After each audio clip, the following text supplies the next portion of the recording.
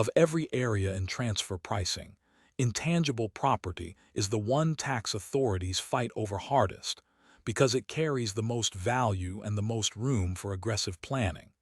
In this section, we will look at the framework regulators now use to price it, and why owning intellectual property on paper is not enough to collect the income it generates.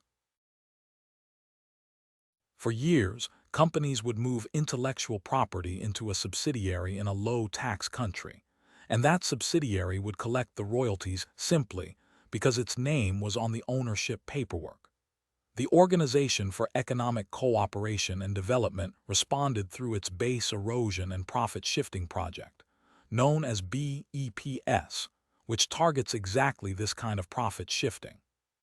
Out of that project came a framework built around 5 functions: develop, enhance, maintain, protect, and exploit, known by its short form DEMPE, and it changes the question tax authorities ask. Instead of asking who owns the intellectual property, they ask who actually does the work behind it.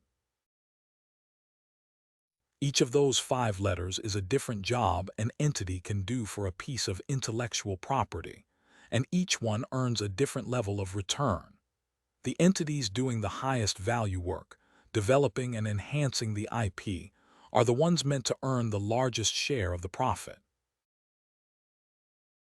If you remember one line from this entire section, make it this one. Tax authorities applying DEMPE will look past the ownership certificate and ask a much harder question. Who actually developed this? Who actually decides how it evolves? And who actually protects and maintains it day to day? Notice the pattern in that table. Develop and enhance sit at the top because they involve genuine value creation, real research decisions, real judgment calls about where the technology or brand goes next. Maintain and protect are important, but they are largely routine support work, so they earn routine, modest returns. Exploit sits in between, tied to whatever market-facing activity actually drives revenue. An entity that merely holds a license and collects checks, without doing any of this, is not entitled to the lion's share of the profit under this framework.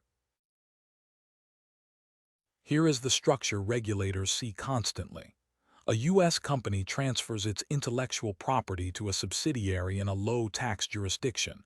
Ireland is the classic example, and that Irish entity becomes the legal owner, collecting royalty income from the rest of the group. On paper, the profit now sits in Ireland, but under DEMPE, paper does not settle the question. To close out this section, the OECD's BEPS project produced the DEMPE framework specifically to stop companies from shifting IP income just by relocating legal ownership. DEMPE prices intangible property based on who develops, enhances, maintains, protects, and exploits it, with develop and enhance earning the largest returns. And in our Ireland example, if the real research and development decisions stay with U.S. employees, the IP income should still flow primarily to the U.S., no matter where the ownership paperwork sits. Next, we will turn to services and financial transactions.